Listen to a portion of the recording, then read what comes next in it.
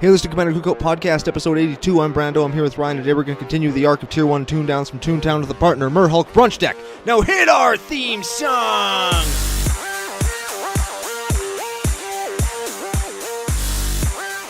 Hey, Ryan. We're back for another whirlwind adventure. How you doing? Good. What's going down? A whole ton is going down, as per the usual. We got big updates as to our presence in the world for CCO Nation. We've also got a really slick deck to do and a couple of other random housekeeping things. We're going to update everybody on the giveaway and maybe tease our very first bonus episode. Ooh. Huh? See, Yeah, I like it. See, I didn't even mean to do that. Yeah, now we don't even have to do it again because we've already done it. I like it. Also, slick deck, you say?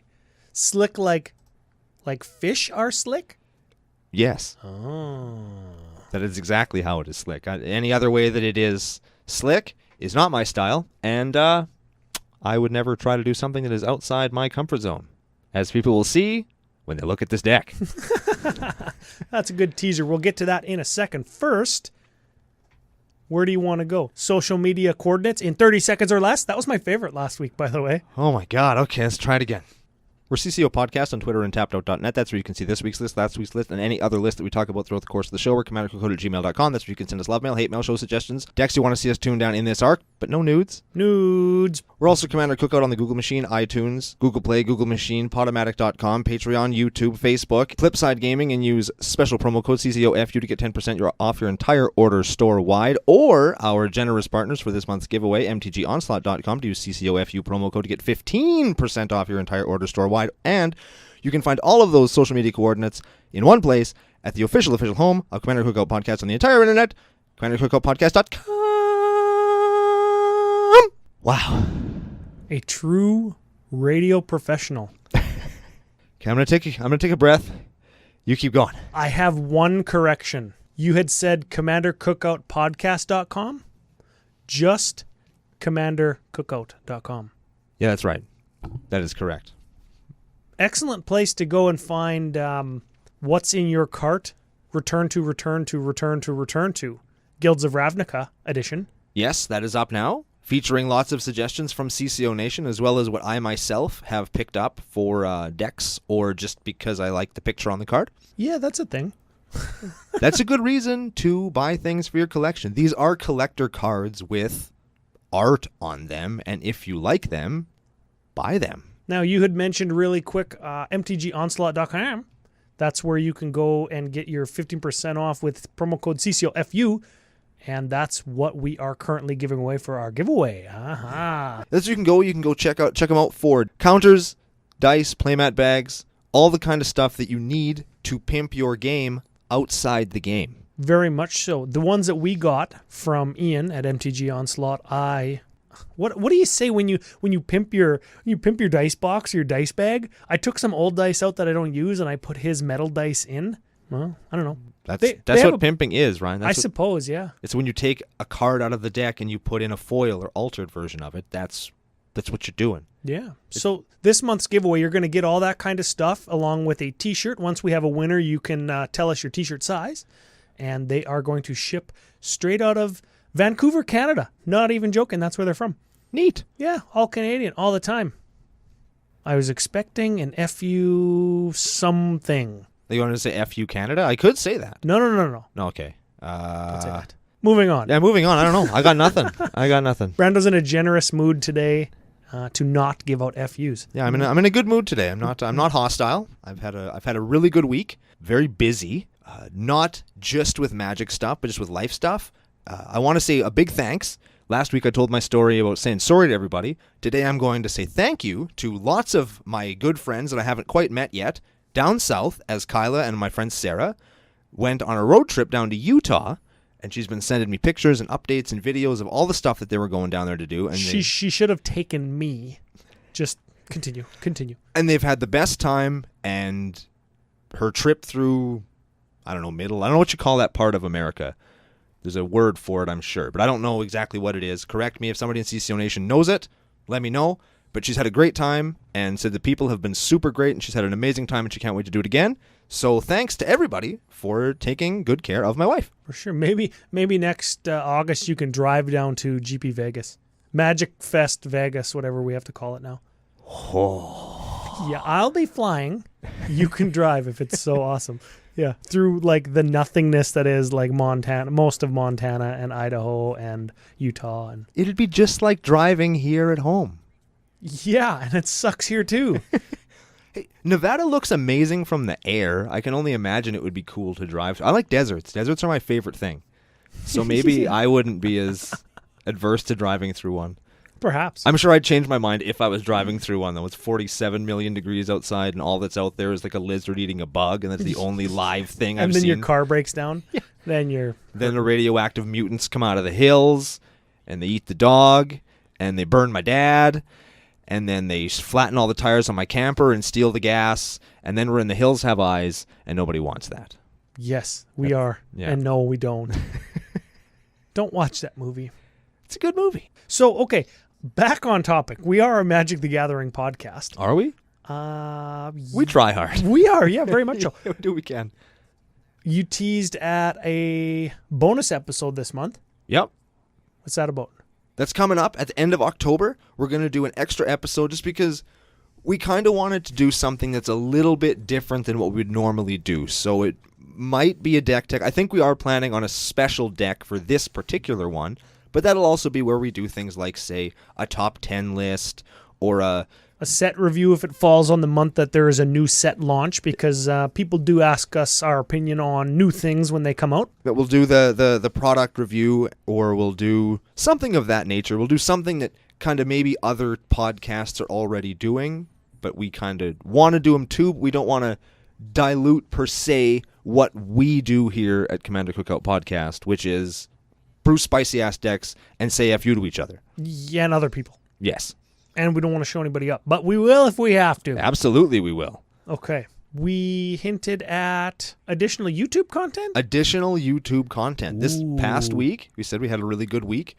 Part of that good week was we recorded our first bit of YouTube content to be released at a later date, but it is in production. It's getting polished up and stuff. We got a couple other bells and whistles we want to add to it before we put it out there. And I think some ideas or scripts starting to, not scripts, but some topics that we're putting together for our next two. Yes. So that's all coming. I know the Patreon stretch goal was additional content when we hit a certain number, and we started to release our articles bi-weekly, and now we're going to be starting our video content up within the next couple weeks. Yeah, it's very It's exciting. going to be launching within the next couple weeks because it's all going to be in production, and then it's going to be launched fairly soon. It's very exciting, and thanks to all of you guys for giving us the opportunity to and an audience to do this for. That's really cool. Very much so. I don't think we say thank you enough. I type thank you lots, but I don't think we say thank you enough on the show to anybody who listens, anybody who shares or likes the show, and also, of course, anybody who actually pledges through our Patreon page. That helps out, and that means a lot to us. It really does. So thanks to all of you guys. Speaking of which, patron shout-out. Patron shout-out. Okay. Just got in today. We're recording later in the day. Flew under the wire just in time to get into the show notes. Shout out to Anthony Harley. Anthony Harley. Yeah, obvious Harley Davidson joke. I wonder if he's that cool. I don't know. Maybe he's this kind of cool. Harley! Hi, Puddin'! You're just in time to see the... Harley Quinn joke. Getting beat up by the Joker. Back on to Magic. I'm having a conversation with Smitty. F you, Smitty. I'm playing my Rick Smithy's deck, new brew I'm working on. It's kind of tempo-based, right? And it aims to spend less mana than the opponent and gain some form of advantage, right? Tempo advantage is kind of when you spend less mana and you're at card parity, which is different than spending a card to go up a card on somebody. That's card advantage, right? And my question, or my conversation with Smitty, and now my question to you is tempo dead in EDH? Like, is it no good? Is card advantage king, or can we leverage tempo? Like, do you have to go all the way to 10 and play something like Cyclonic Rift for tempo to be good? Because Cyclonic Rift technically is just card advantage, but it's not, because you're putting cards back into their hand so they can cast them again. So like technically it is tempo advantage, because you're blowing out all of the stuff they spent their mana on for your measly 7 mana. So is tempo advantage dead? I'm going to say no. I think that tempo advantage in EDH isn't dead. It's just different. Okay. And it's because of the singleton format. That's the main reason why. Because you can't play a whole bunch of really tempo-y, low casting cost cards like a Boomerang, like a Swords, right? You only have one of them unless you play a functional reprint. So you put the Swords and the Path and the Boomerang and the Unsummon all in one deck. Yeah, and I mean, and then you've got a bunch of cards that aren't necessarily even good in EDH, and you really are all in on that tempo plan. But I think that you don't have to go all the way to 11 with a Cyclonic Rift to see a tempo advantage in this deck, for example. Hold on. I just thought of something. I thought of a difference there. Okay, so Unsummon puts the card back into their hand for 1 mana. You functionally removed it, so you could maybe crash in my case with Erixmathes, maybe with with Infect, kill them. Great. If you're not doing exactly that, Swords or Path is actually good because it removes the card forever. The Swords and Path are always good, I suppose, but they are like the way you define a tempo card. I'm spending less and 1 card to get rid of something on which you spent more and 1 card. Yeah. You play Blightsteel, I play Swords. I have achieved a tempo advantage on you. Yeah, and okay, so what about this? I had mentioned Cyclonic Rift, and that you could look at it as card advantage. I'm spending 1 to bounce like 20 things back to your hand. Cool. You can play them all again. Okay, so you have to spend mana again, and I don't. Everybody says Cyclonic Rift's so good, it should be banned, blah, blah, blah, but they're not saying that about like Wrath of God or Damnation. Costs less mana and does a better effect, but nobody's belly aching about that. I get it kills your own creatures, but if you're not going to win via creatures like some combo decks don't, I mean, how come we're clamoring or chomping at the bit to ban Cyclonic Rift when it's like a tempo card more than a card advantage card? I think 'cause it's an instant. Ooh, yeah. What makes Cyclonic Rift so good is because you can do it at the end of somebody else's turn. And then just crash in or combo out, or instead of dying, I'll Rift. Exactly. Wrath of God, you have to Wrath of God and then do more things. Yeah. Or do things and then Wrath of God, or whatever you want to do. Whereas Cyclonic Rift, all you got to do is leave that mana up. It's like, yeah, I could do something, but you know what? I'm just going to undo everything that you guys all did during your turn 10. Ha!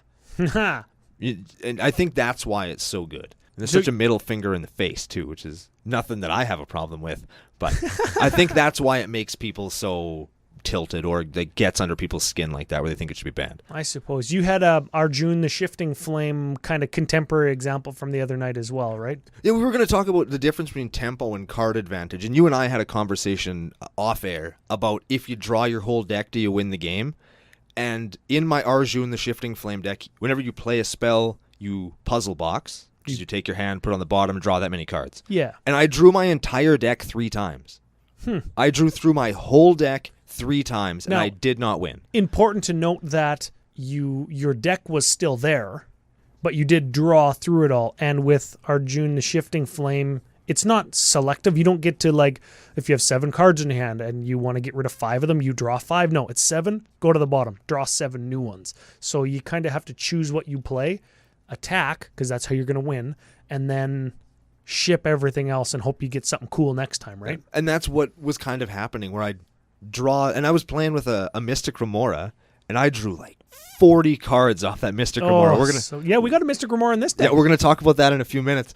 But like, it just, all of my stuff was coming up too far apart. Like, usually it's like, that deck is just jammed full of janky 2-card combos, and I would draw 1 piece, play it, draw 10 cards, not have what I want, so I have to play something else, draw. And then it goes around the table and everybody's like, hey, keep your eye on that card. That's how he's going to win. And then they blow it up before it's your turn again, right? At the end of the game, and this is legit, this is true, not a single combo is left intact in the whole deck. So excellent. I had to win by beating face with Arjun the Shifting Flame. And what is he, like a 5/5 or something? Yeah, it didn't work. I definitely lost that game. But card advantage isn't always the be-all, end-all. There are times when just seeing all the cards in your deck doesn't get you there. That's a thing. And sometimes you got to work with the tempo, which is something that this deck can do very well. I was just going to say, so bringing it around to today's deck, we mentioned Rift. It's in here. We mentioned, we didn't mention Evacuation in here. Yep. Great kind of tempo-y card advantage-y thing. Remora's in here. Yep. Swords and Path in here. And then an actual way to win if you draw your whole deck or dump your whole deck into your graveyard. Ooh. And today we're doing it a different way than personal favorite Morality Shift of mine. Ooh. So okay, we're talking about black and Morality Shift. We're talking about blue. We're talking about white with Swords and Path we brought up. What the hell are we playing? It's a Merfolk deck? Like, what the hell? We are playing Thrasios and Tymna. What? I built a Thrasios and Tymna deck. So you're a degenerate piece of crap. And the name of today's episode and deck has Hulk in it? Yep. So you're playing Hulk, Thrasios, and Tymna? Yep. This wouldn't be Tier 1 Toon Downs from Toontown if it wasn't some kind of abomination of actual deck. Oh, and this is a boil on the. Oh yeah, this is like cracking open an egg to cook it for breakfast, and instead of an egg coming out, it's just a chicken head. There's a baby. Oh, a chicken head. Yeah, like just the head, and it's a full-grown chicken head that came out of the shell. That's what this deck is. That's disgusting. Yes, it is, and so is this. But it's gonna be good. I promise. Remember Okay. Godo? It's just like Godo. It's gonna be so much fun. It's gonna appear janky on the surface, but once we drill down, it's fun. It's swingy. It's tempo-y, and I think everybody's gonna really enjoy it. I actually enjoyed just looking at it. So should we start off by talking about Thrasios and Tymna, who they are as people? Give them a read, as I say. All right, Thrasios, Triton Hero, is a 1/3 Merfolk wizard for green-blue. Says 4, scry 1, then reveal the top card of your library. If it's a land, it goes into your hand. Or it goes into the battlefield tapped, I'm sorry. Yep. If it's not a land, draw a card. He is pay 4, scry 1, Coiling Oracle. Yeah. That's what he... And he is a monster. In cEDH, I mean, Thrasios and Tymna are all over the place. They're tier 1. You make infinite mana. You draw your whole deck. You just win. In cEDH, Tymna, the Weaver, is the other commander. They have partner. Give her a read, and we'll just give her kind of cEDH synopsis. She's a human cleric 2/2 for 1 white black. She has lifelink. At the beginning of your post-combat main phase, you may pay X life, where X is the number of opponents that were dealt damage. Combat damage this turn. If you do, you draw X cards. The other thing that's really sweet about them is one of them costs 2, so you can Birthing Pod into a 3, and one of them costs 3, so you can Birthing Pod into a 4, right? So you can find 3s and 4s with your Birthing Pods. They just have so many uses, and Tymna actually gets in for real damage, and in a longer, grindier cEDH game, she's going to like draw you 10 or 12 cards, and that's no joke. No, it's not. So What does she do? What does she do in this deck, Ryan? it would be difficult to kind of play her because you have so many better options to play on 3. I think in this deck, she just gives you access to black. And white. I suppose. That's when I was building the deck, I actually forgot what she did, and I cared so little that I didn't even read. I didn't even check. I didn't even look into it. We've used her as a commander on like episode 21 or 29. Ravos and Tymna, no internet list. It's our only list that isn't on Tapped Out. We should probably do that and put it on Tapped Out. No, took the list apart. I had the list physically built, and I took the deck into the studio with us to read all the cards because it's not on Tapped Out. Because we did not use the internet at all. Yeah, that was Arc of the Internet. Yes. And that was the opposite of that. Yeah. Now that we know what the commanders do, should we talk creatures? Cat's out of the bag. Should we let it out of the bag? No, let's not even say it. Let's just read the creatures, and we'll see if everybody can pick up what we're doing. Okay. Okay? This first one is not going to give anybody any goddamn idea what the hell we're doing because this card is atrocious. It sure is. Except for it has a stingray in the background. It also has what I'm assuming is a lady covered up with an Afghan, and it's Benthic Explorers. What in the actual? It's a 2/4 Merfolk for blue 3. Tap it, untap target land and opponent controls, and get a mana of any color that land could produce. So that's a mana dork, but for 4. It's from Alliances. Weird. That card would cost... It would be a 1/1 and cost like 2 now. Or 1. It would probably cost 1 because it untaps somebody else's land. Yep. Yeah. All right. How about Cold-Eyed Selkie? Simic hybrid 1. It's a 1/1 Merfolk Rogue, has Island Walk, so it can't be blocked if defending player controls an island. Whenever it deals combat damage to a player, draw that many cards. That many cards. So good. Yeah, when it's like a 5/5 and it hits somebody with an island, you draw 5. That's why you don't need Timna. So here's where we just give it away. What we're doing today. Coral Helm Commander. Merfolk Soldier. Blue for a 2/2. Level up. Hey, level up. So level up 1. You pay 1, put a level counter. Yep. And when he has 2 level counters, he's a 3/3 with flying. When he has 4+, he flies. He's a 4/4. Other Merfolk you control get +1/+1. He's a lord. Curse Catcher.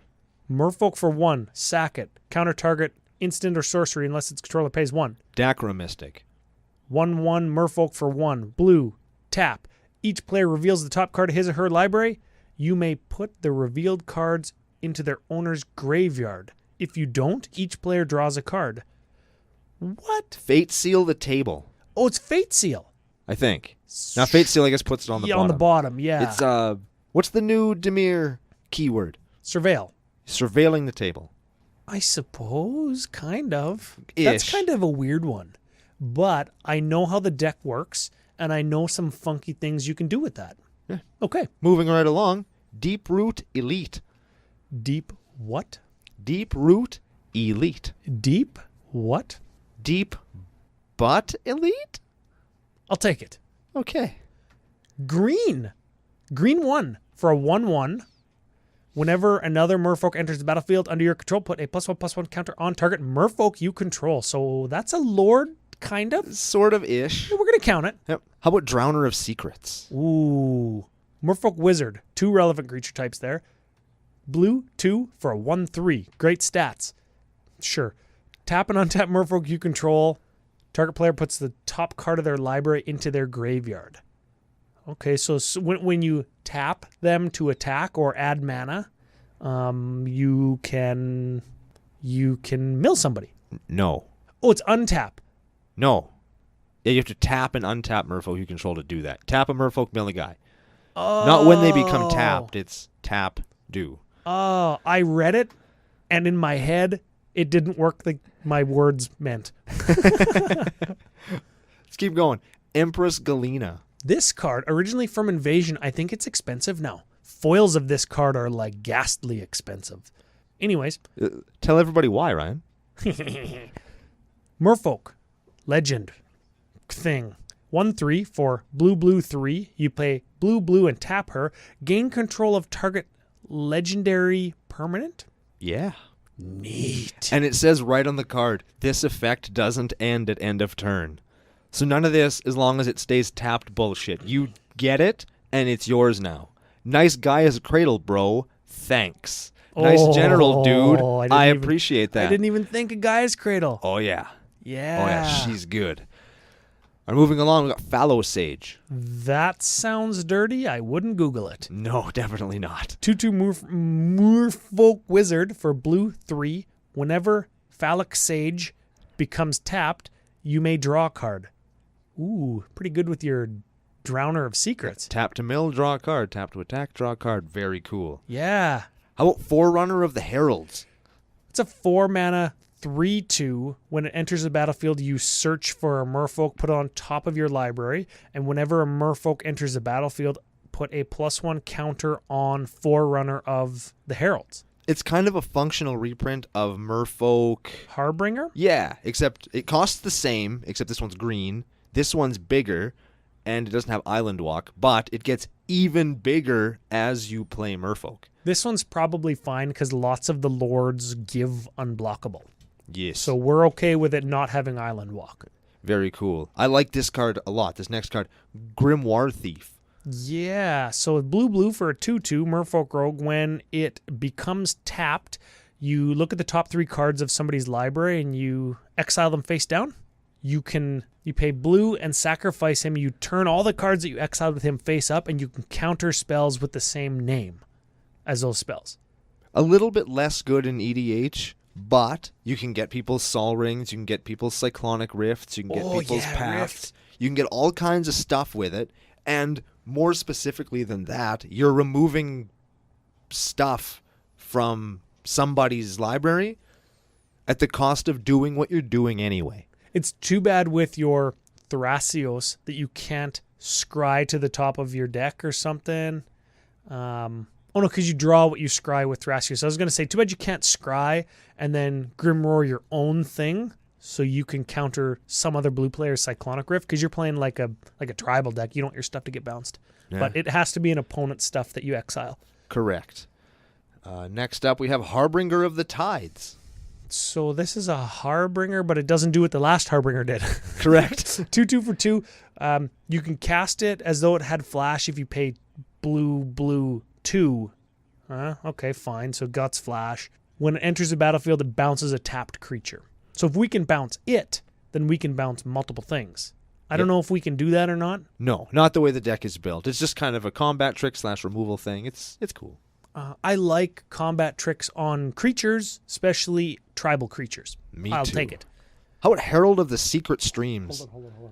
It's like playing your Flame Tongue Kavu in your Kavu tribal deck. Why wouldn't I do that? Why would anybody play Kavu tribal? God damn, we have to do that now, don't we? Yeah, we do. Thanks, Ryan. Shit. Damn it. Be on the lookout for that. Okay. God damn it. All right. Herald of the Secret Streams. More heralds. That's like, do they bring newspapers? The Daily Herald was the newspaper in the city I'm from. Yeah, okay, whatever. 2/3 for 4. Creatures you control with +1s on them can't be blocked. Ha. So as soon as something gets bigger, it just is all muscly like Herald of the Streams, and nobody wants to. They're too oiled up, so the sun glistens off their muscles. He is pretty jacked. Yeah. We were talking about this card before we started the show, Ink Fathom Witch. This is one that I had to read. I don't even. Okay. 1/1 for Demir 1. It's got fear. So this is already a weird card because it's got black in it and it has fear and it's a merfolk and it's a wizard. Okay. It's everything you want it to be. So you go black, blue, 2. Each unblocked creature has base power and toughness 4/1 until end of turn. Ooh. Tell me about this card, because this is weird. Now, this is a card that has all kinds of applications in this deck and in other ones. Now, in this one, lots of the creatures we've read, none of them are bigger than 4. Most of them are 2, so unless you have a lord, you're now doubling your attack power, and if you have a lord, They become 5/2s with 1 lord, right? Yeah, your creatures become immense with this girl. Also, we're not playing it in this deck, but you could if you wanted to, or you just playing these colors. If you have something like, let's say, a Pestilence, or something that you can tap to do 1 damage to something, you could wait for opponent 1 to swing at opponent 2 with a bunch of little dudes. Opponent 2 doesn't block because it's just a bunch of little guys. You can make all of those guys into 4/1s. Buddy eats shit, and then you can kill their best creature by doing 1 damage to it. Yeah. Or you can kill all of their creatures by sinking 1 black into a Pestilence and erase their whole board. After they alpha striked somebody. Yeah, after they've killed somebody for you. Okay, so you're playing tokens. Somebody drops, Avenger Zendikar, and then swings in for everything alpha strike. Somebody who they just, whatever. Kill that guy because you just buffed all their things. And then you kill all their things. Yeah. I like that. It's a card I think gets a lot. It's a little bit niche and you got to build around it a little bit, but it's a card I think that gets a lot less credit than it deserves. You do have to work for it. You got to do some work, but doing the work is something that, like Pestilence, already is something that you want to do. Yeah, the investment is, I think, totally worth it. And we are actually playing one thing that can deal with one of those 4/1s. Correct. So we do have something. We're going to talk about that when we get there, I guess. Yeah, we'll get down there in a little bit. But after we talk about Jade Light Ranger. Green 1 for a 2/1 Merfolk Scout. When it enters the battlefield, it explores. Then it explores again. So give us the reminder text on explore, because I don't even know what the hell that is. Explore is you reveal the top card of your library, and you can put that card into your hand if it's a land. You don't draw it, you just put it into your hand. Otherwise, you put a +1/+1 counter on the creature with explore, then put the card back, or put it into your graveyard.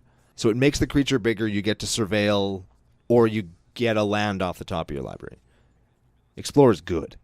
Explore is cool with that, and there's an upcoming card in the sorcery section that might make us want to put that card into our graveyard. Yeah. Oh, okay. Let's keep going so we can get there. How about Judge of Currents? When a Merfolk becomes tapped, you gain a life. It's a 1/1 for 2. Kopala, Warden of Waves. Blue 1 2/2. Spells that target your Merfolk cost 2 more, and abilities that target your Merfolk cost 2 more. That your opponents control. Yeah, that's right. Yeah, all your stuff is still good. How about Kumina, Tyrant of Orazka? Yeah, so this is Kopala's buddy, I guess. Green 1 for a 2/4. Tap and untap Merfolk. Kumina can't be blocked. Okay. It's fine. Tap 3 Merfolk. Draw a card. Tap 5 Merfolk. Put a +1 counter on each Merfolk you control. That's kind of a lord. Works real good with Herald of the Secret Streams, too. Makes all your dudes unblockable. And if you have like lots and lots of Merfolk, like 1,000 of them, you just tap 500 of them to put like 100 +1/+1 counters on the other 500 of them. Yeah. Yeah, okay, I like that. All right, let's bang. Let's see how fast we can bang through these next 3 cards. Okay. Lord of Atlantis. 2 mana Lord plus Island Walk. Master of the Pearl Trident. Same thing. Merfolk Mistbinder. Same thing, no Island Walk. Yeah. let's keep it up. Merfolk Sovereign. 3 mana Lord, tap to give unblockable. Marrow Regery. 3 mana Lord, whenever you cast a Merfolk, untap target permanent. Or tap target permanent. Oh, that's so much better. Yes. That's so much better when you're trying to swing in with a giant Merfolk. How about Merkfiend Liege? Not a Merfolk. It should be called not Merfolk Fiend Liege. Huh? Uh-huh. So Simic 2 for 4/4 horror. Okay. Other green creatures get +1 that you control. Other blues get +1s. So any of the Merfolk that are both green and blue get +2/+2. Mm-hmm. And untap all green and blue creatures during each other player's untap step. Yeah. So your tappy, untappy Merfolks are going to give you benefit. Yes, because Right? you can do it every turn. School of the what was the guy that taps to mill? Drowner of Secrets. Drowner of Secrets is just going to like mill 5 or 6 cards a turn now. Yeah, it's pretty Cool. good. And whenever something becomes tapped, your Phallic Sage is going to draw you cards. So you're going to draw 5 or 6 cards per turn. That's like 25 cards per round of the table. You got a Grimoire Thief. You could tap that too to remove more cards off the top of a library from the game. Oh, okay. So yeah. Whenever your Grimoire Thief becomes tapped, you just exile the card face down, right? Yeah, you exile 3, then they mill 1. So if you're on the mill strategy, which you could do, you can get their Eldrazi Titans that way. Yeah. So, okay, alternate win condition? Yeah. So, plan 1, beat wholesale ass with your Merfolks because they're all going to get huge and be unblockable. Plan 2, mill. Yeah. Okay. We have a plan 3. We're going to get there, I guess, right? We sure are. Back to plan 1, though. Yeah, back to the initial plan. How about a Pathbreaker Ibex? Did we play this guy last week? We sure did. Or a week before? Last week. Sure. 4, green, 3/3. Goat, not Merfolk. When he attacks, all your creatures get +X, where X is the biggest power among creatures that are attacking. Now, you could hypothetically use that Inkfathom Witch to make all your dudes into 4/1s. Then they all get +4/+4.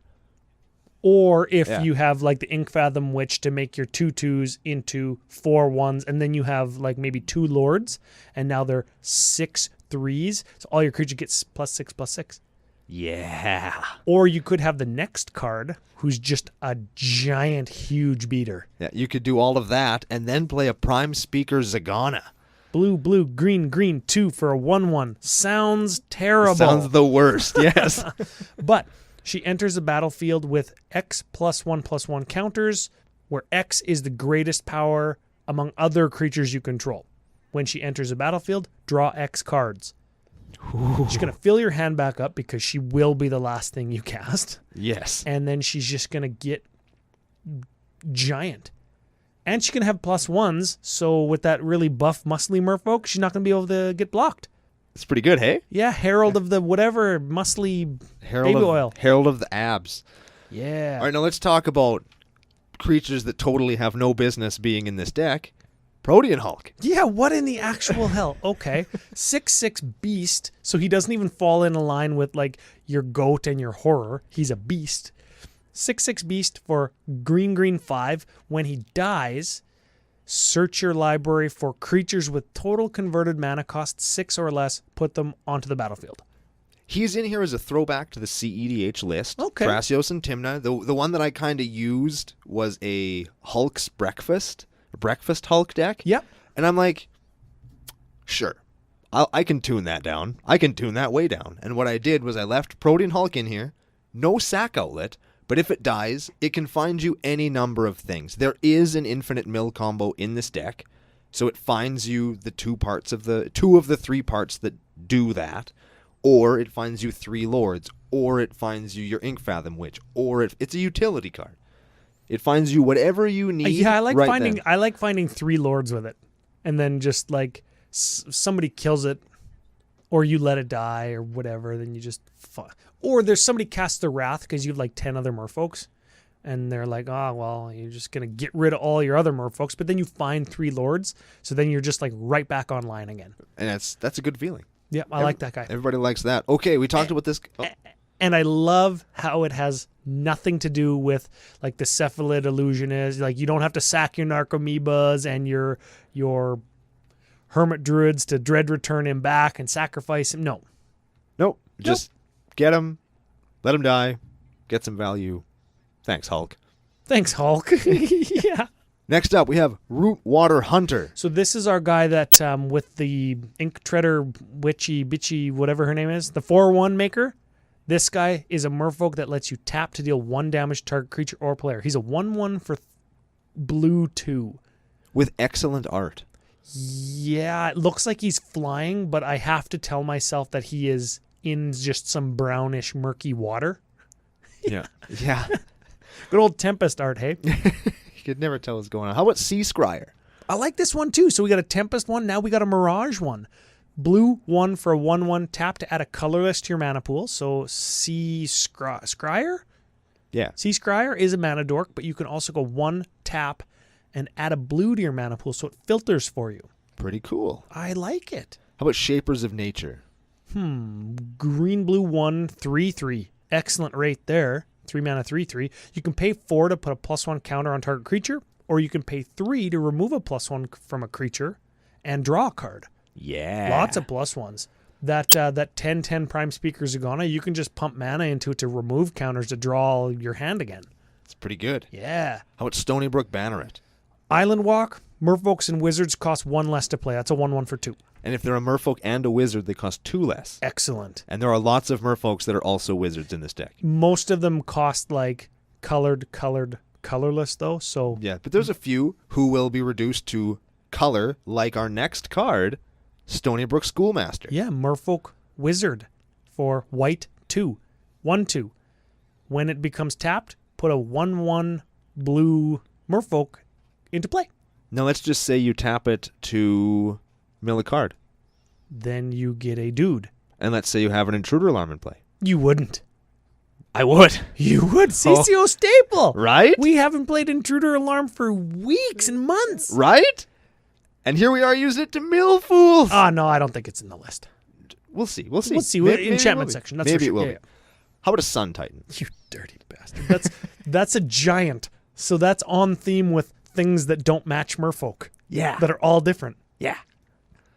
Give him a read. He's a 6/6 Vigilante for white 4. Gets something with converted mana cost 3 or less. Graveyard to play when he attacks or ETBs. So he gets pretty much all your Merfolk, right? Basically, he gets all your lords. He gets a lot of your other important stuff.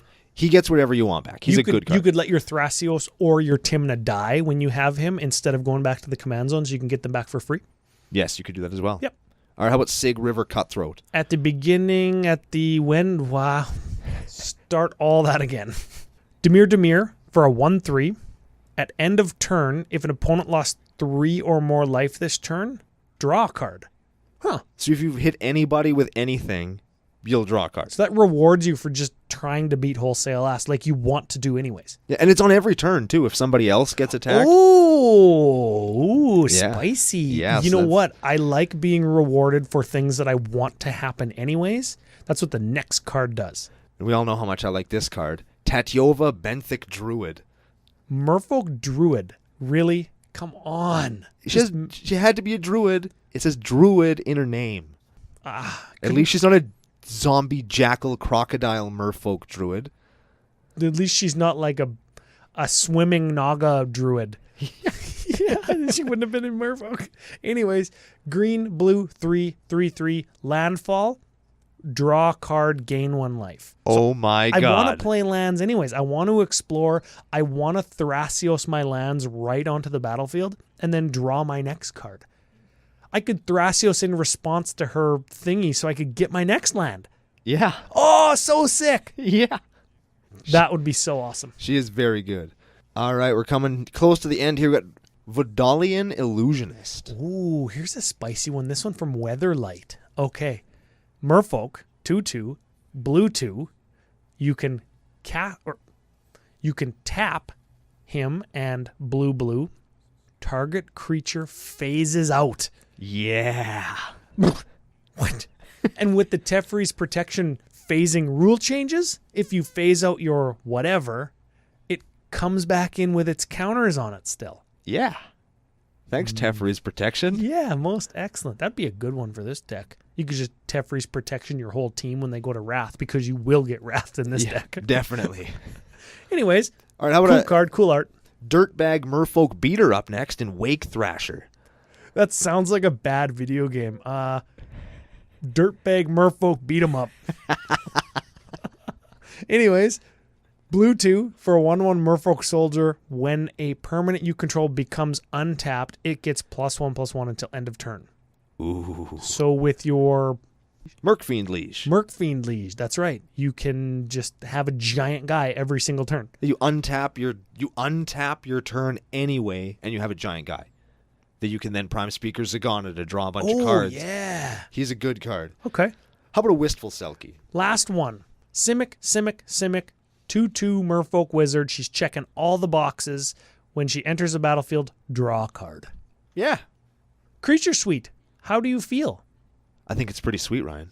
All right, so the creatures took a while, but the rest of the deck is fairly straightforward, with the exception of a couple of things, so we're going to bang through these as fast as humanly possible. Are you ready? Ready. Okay, let's do some instants. We're going to start with Rift. See the beginning of the episode where we talk about Enlightened Tutor. 1 mana tutor finds you something dirtbaggy. Evacuation. See Cyclonic Rift. Path to Exile. Kills something, see the beginning of the episode. Pongify.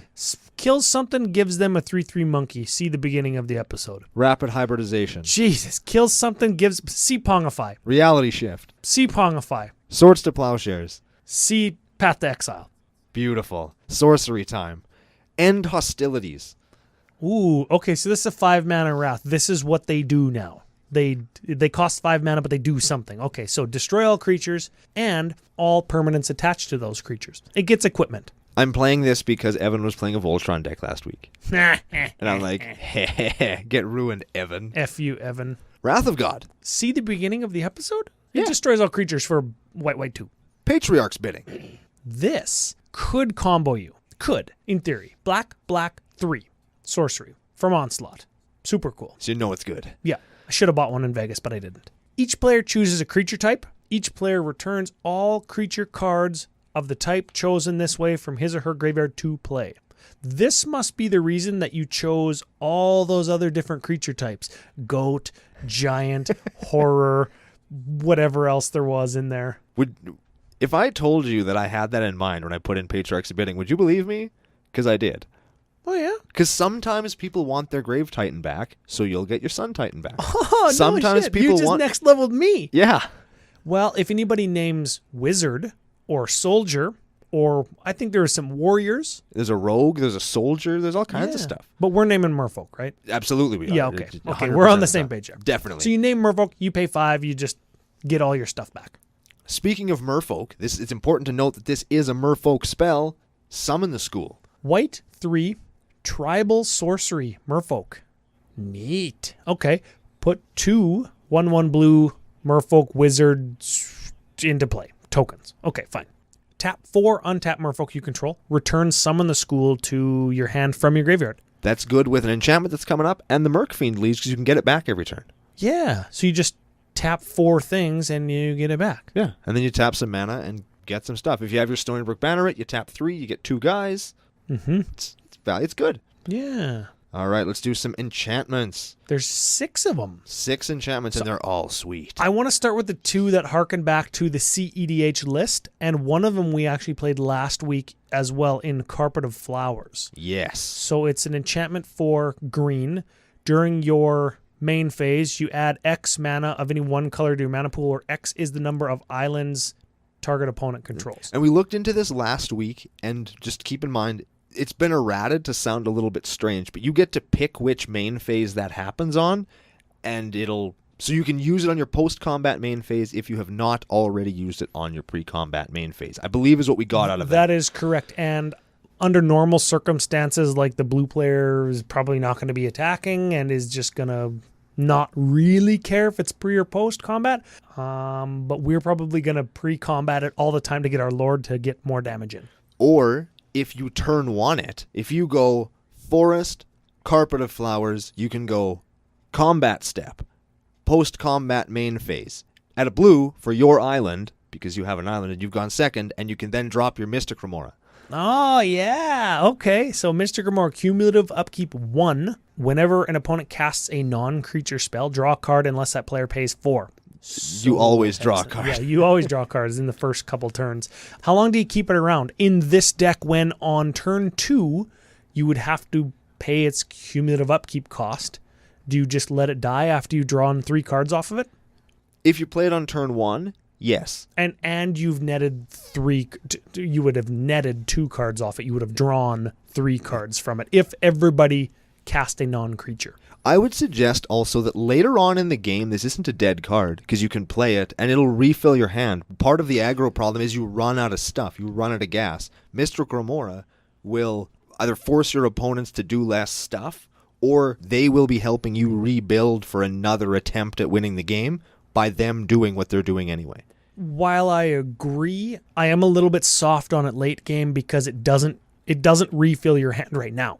It refills your hand after 3 people have taken their turn, if they've cast non-creature stuff and if they haven't paid. Sounds like what do you think, CCO Nation? Mystic Remora, as good as it is, or as good as everybody says it is? Overrated, and at what point is it not good anymore? Path of Discovery. Something about exploring. Give it a read. I don't know what this card does. Whenever a creature enters the battlefield under your control, it explores. Oh, that's good. So if you were to play, say, Summon the School, get 2 guys, you explore twice, see 2 cards, and your 1/1s are now 2/2s, possibly, or you put some land back into your hand to get them out of the way so you can draw gas. It's a great card. Dump both those explored non-lands into your graveyard so you could Patriarch's bidding them back. Yeah. Sure. It's excellent. All right, next up we have Prismatic Omen. Lands you control are each basic land type in addition to their other types, and that costs green 1. So you cast it on turn 2, and it's essentially mana fixing for the rest of the game for you. I played that in here because we're not going to talk too much about the mana base because of time constraints, but Prismatic Omen is in here for your color fixing. Yeah. So you don't have to spend $1,000 on land. You spend $10 on a Prismatic Omen, and now all your basics are all the basics. Cool. Excellent. Next up, Merhulk. Tribal Enchantment Merfolk. So here's a Merfolk card. Blue 1. At the end of your turn, untap all Merfolk you control. So it gives you an extra untap. So at the end of your turn, if you have a bunch of guys, you can tap them all to mill or draw cards or put +1/+1 counters on all of your other Merfolk. Block next turn. And then they all untap again. So you have... So you can get a bunch of extra untaps with your Merc Fiend Liege and your Merrow Commerce and... Yeah. Okay. And lastly but not leastly, you thought I wasn't going to do it, but I did.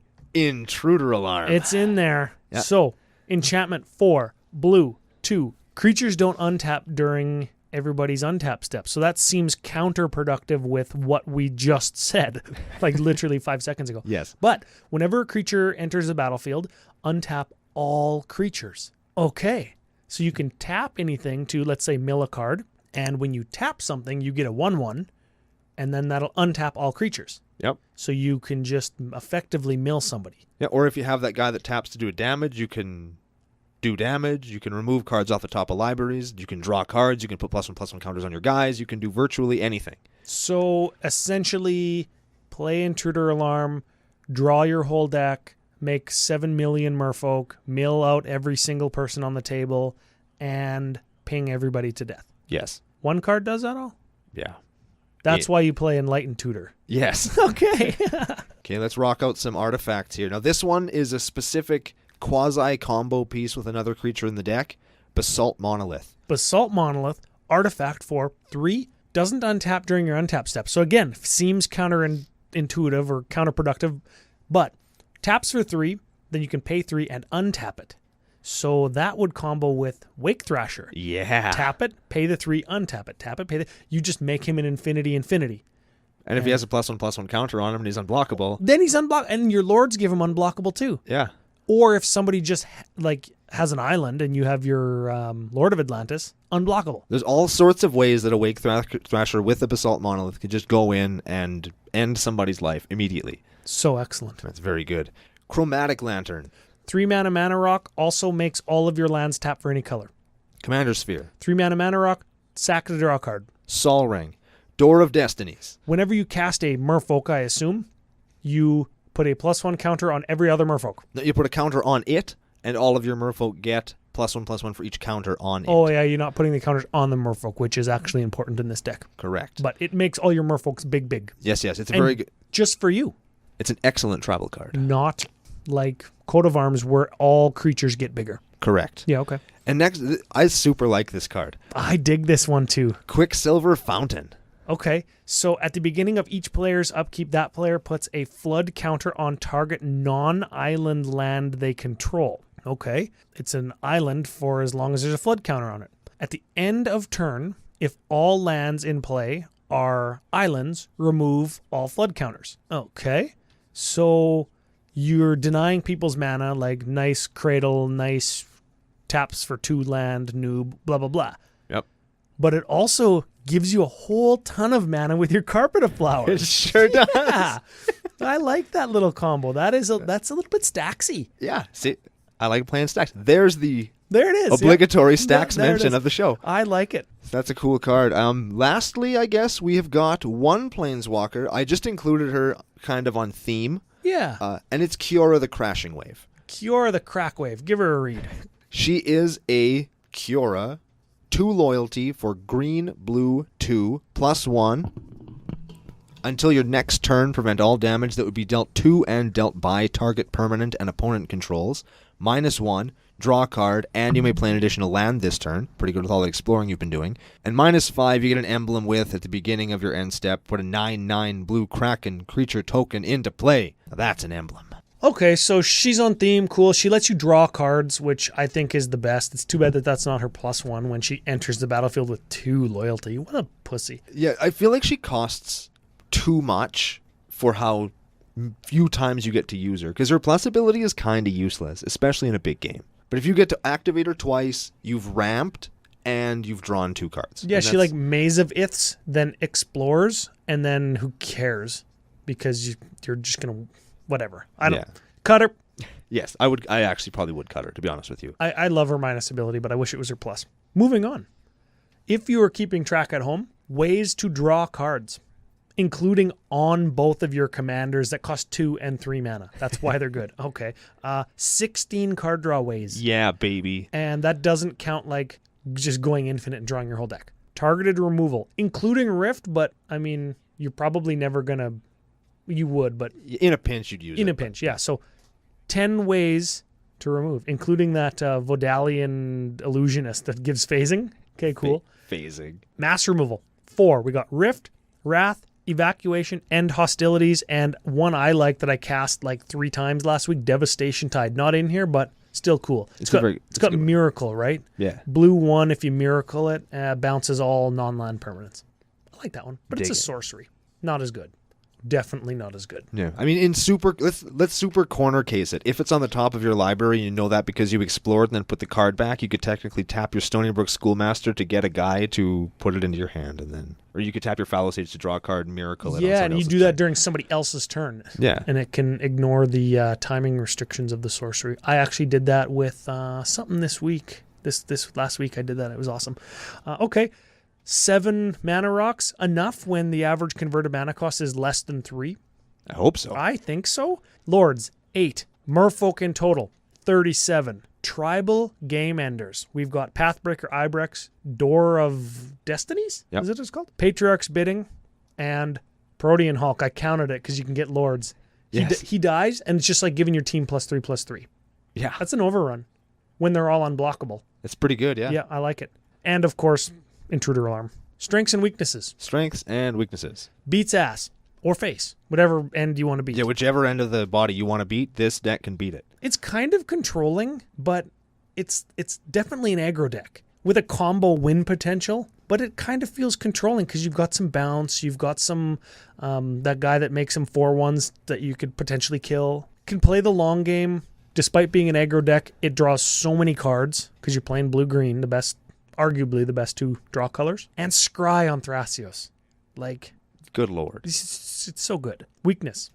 It is an aggro deck. It is an aggro deck. So it could run out of steam at the top end. And I mean, there will be points where you're just going to have a couple dudes. Yeah, and there's no real way to grind out value with just a couple dudes. Yeah, you got to have some dudes. It's like slivers. You got to have your pieces to make your merfolk really good. The more you have, the better they are. Yeah, not to be cynical, but I feel like a lot of the time it's like you're sitting there with like an empty hand because you just got Wrath after you extended enough to get in some real good beats, and then it's like, oh, end of turn, tap my guy to make a 1/1, untap, draw. Oh, it's a land. Play your land, and then just use your 1/1 to block next turn, right? That's kind of like the original Elspeth when you just have to plus her so you don't die because you're making a blocker every turn. I don't know. That's it, right? Yeah. The other thing, if you even cast her, remember at the start of the show I said you're probably not going to cast Timna that often because your lords are better, but Timna loses a ton of playability when in like normal EDH you can't like split your Timna and your Thrasios, or you can't split your Timna and your Dark Confidant to kind of dink 2 players, because in normal EDH everybody's starting to play creatures on turn 3 when Timna would be attacking, so she loses a lot of playability. Yeah. So you effectively have one general and the other one's just to give you colors. Which is why at first I didn't like the partner mechanic. Yeah, I can see I've that. become everything I've hated. I built a blue-green Merfolk deck with a blue-green Merfolk commander that has white and black in it. You are a piece of shit. Yep. Okay, let's talk about the budget real quick. $391 deck. That's actually lots. That's quite a bit. Lot of it's sucked up because you played fetch lands, which we talked before the show. We were unanimous that fetches are better than your random 2 or 3 color lands, because you can get random 2 and 3 color lands that could randomly fix you, but with a fetch land you go and get what you need, right? And What you need when you need it, now you have it. yeah. And if you wanted to cut the $80 worth of fetches, you could play $40 worth of shocks, or like $20 worth of City of Brass, Mana Confluence, the couple different tri-lands that fit into the Atraxa colors, and then some Scry lands, because Scry lands are always good. They're fine. The only thing I don't like about that budget mana base is so many of those come into play tapped. When you're playing an aggro deck, you want to avoid the come into play tapped lands. You want to have dude 1, dude 2, dude 3, dude 4, slap somebody's face off, dude 5, slap 2 people's faces off. Slap their face right off their head. Yeah, and they're just sitting there, no face. Yeah, exactly. Just 5 holes in like a fleshy patch on their head. Yeah, I don't even have words to describe what I was visualizing. Okay, now I got one thing here because we're What's that? a little bit crunched for time. You're playing what you're playing. It costs what it costs. You cut all those fetch lines and you put in basics. Okay, fine. Your deck's like right around $300. That's kind of what a Merfolk tribal deck's going to cost, because Merfolk are a little bit expensive. There is a modern deck that is keeping all the prices of the lords at not 50 cents. There's still a legacy deck, I think. Yeah, so when every card in your deck is between $5 and $10, it's going to be an expensive deck. Yeah. Okay, got it. But get this. Instead of tapping to mill out your opponent, you tap your whatever guy that mills, you mill your dang self. You mill your whole library like that with Intruder Alarm because you found that with Enlightened Tutor, including your Patriarch's Bidding and your, what I'm suggesting, Concordant Crossroads to give all your creatures haste. Mm-hmm. This is just style points because you could mill your opponents to oblivion. But you mill your whole deck. You Yawgmoth's Will. Okay. And then you cast your Patriarch's Bidding to get all your Merfolk back into play from your graveyard. And then you, with your Yawgmoth's Will turn, 1 green to get your Concordant Crossroads, give them all haste and swing. Yeah, style. I like it. But then our deck goes from 390 to like 590. Yeah. So maybe we'll skip that. Yeah, we'll skip that for now. You know what we're not going to skip? Card of the week. What do you like? There's actually some really interesting stuff in here. I like Path of Discovery, the one that lets you explore every time a guy ETBs. I also like that card, but I like this one better, and I ate at the show, so we're going to do what I want to do and pick Ink Fathom Witch. Oh, dang. Yeah. 19 cents American, 19 freedom dollars, or 700 loony dollars, Yeah.